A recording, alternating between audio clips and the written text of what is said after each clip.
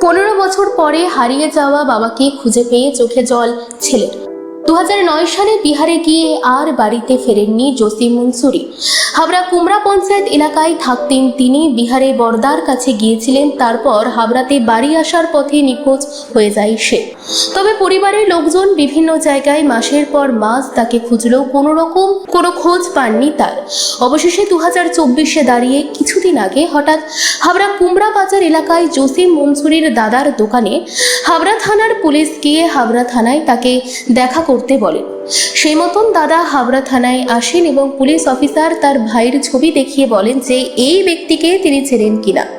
তবে ছবি দেখে দাদা বলে এটা তার ভাই, এবং পরে পুলিশের পক্ষ থেকে জানানো হয় ভাই বেলিয়াঘাটা এলাকার ভবঘুরে আবাসনে রয়েছে, সেখানে যাওয়ার জন্য বলা হয় তাকে, এবং পরের দিন সাথে ছুটে যান সেখানে দাদা। ভাই দাদাকে দেখে চিনতে পারেন এবং জড়িয়ে ধরে। প্রায় 15 বছর পর তাকে আবার খুঁজে পাওয়া গেল। মানসিক সমস্যার জন্য ভবঘুরে আবাসনের পক্ষ থেকে চিকিৎসা করানো হয় তাকে, এবং পরে তার শারীরিক অবস্থা ঠিক হওয়ায় তিনি বাড়ির ঠিকানা এবং পরিবারের একাধিক সদস্যের নাম সঠিকভাবেই বলেন। সেই মতন ভবঘুরে আবাসনের পক্ষ থেকে হাবড়া থানায় যোগাযোগ করা হয়। শুক্রবার রাতে ভাইকে নিয়ে বাড়িতে আসে দাদা। হারিয়ে যাওয়া জসিমের এক ছেলে এবং একটি মেয়ে, আগেই তার স্ত্রী মারা গেছে। স্ত্রী মারা যাওয়ার পর থেকেই কিছুটা মানসিক ভারসাম্যহীন হয়ে গিয়েছিল বলে জানা গেছে পরিবার সূত্রে। হারিয়ে গিয়েছিল 2009 সালে 25 ডিসেম্বর থেকে। বাড়ি সে এই ছিল, তারপরে বাজারে বেরোলো, ওই জায়গায় সে নিখোঁজ। তারপরে আমি খোঁজ পাইনি। চেষ্টা করব।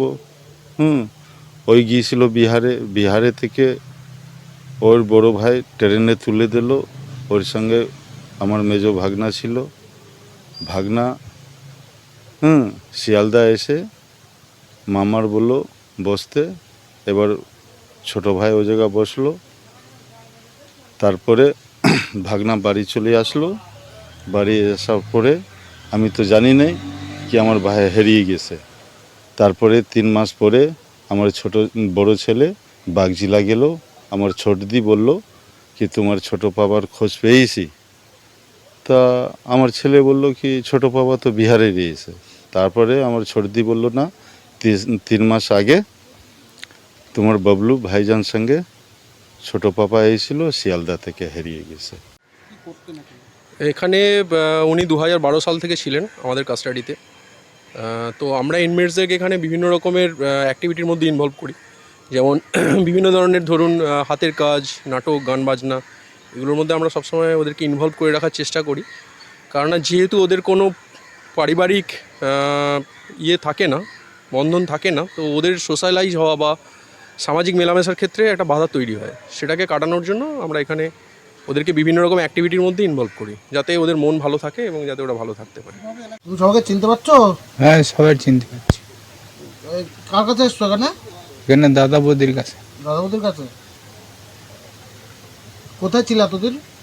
ওই বেলডাঙ্গায়। বেলডাঙ্গায়? বেলেঘাটা। এখন কি সুস্থ আছো আগের থেকে? একদম পুরো সুস্থ। পুরো সুস্থ? এতদিন কষ্ট হয়েছিল ওখানে বসে? কষ্ট তো হয়েছে। বাবাকে কাছে পেয়ে চোখের জল ধরে রাখতে পারেনি ছেলে। 15 বছর পর তার বাবাকে কাছে পেয়ে খুশিতে আত্মহারা হয়ে যায় ছেলে মেয়ে। পাশাপাশি ভাইকে পেয়ে খুশি হয়ে মিষ্টি মুখ করালো ভাই সহ এলাকার লোকজনদের।